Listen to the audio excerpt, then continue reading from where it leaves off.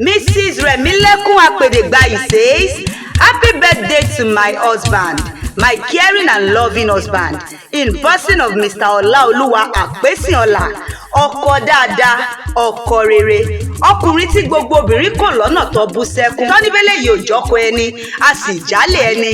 Ọkọ mi wá sọ fún wọn, ó ní èmi ò ṣe tẹnikẹ́ni o, títí Remilekun nìkan ni wọ́n máa ṣe." On today, your birthday, my darling husband, I wish you nothing but joy, happiness, peace, and harmony in our home, in Jesus' mighty name. Amen.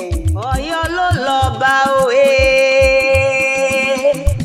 Ọ̀yọ́ ló lọ́ba òwa. Ọ̀yọ́ àjàká o, Ọ̀yọ́ ló lọ́ba.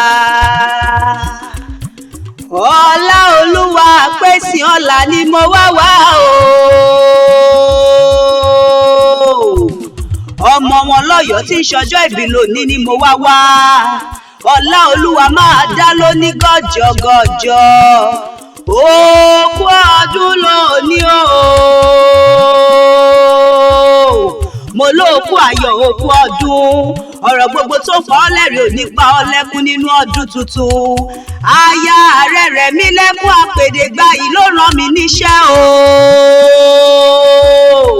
Mo lémi ò dáṣẹ́ ara mi jẹ́ rárá.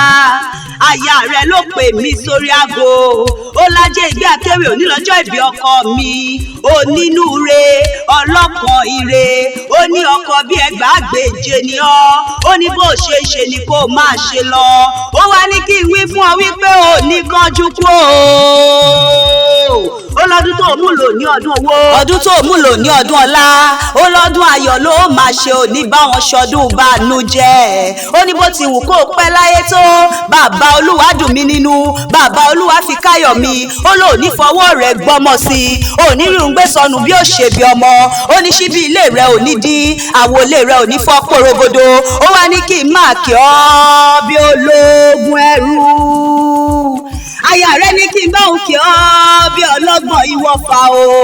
Ó wá ní kí n bá òun kí ọ́ délé bàbá tó bí ọlọ́mọ. Ilé ọmọ wọn lọ́yọ̀ọ́ Aláàfin o.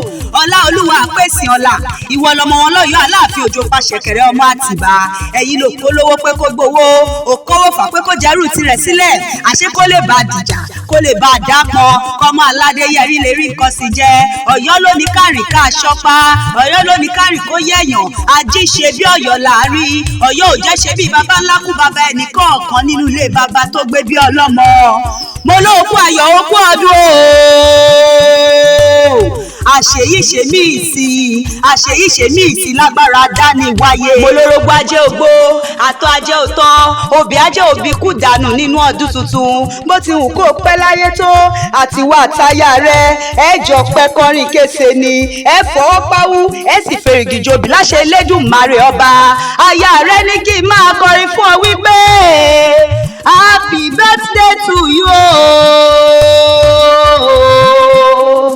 Olaoluwa Apesiola ọkọ mi olówó orí mi.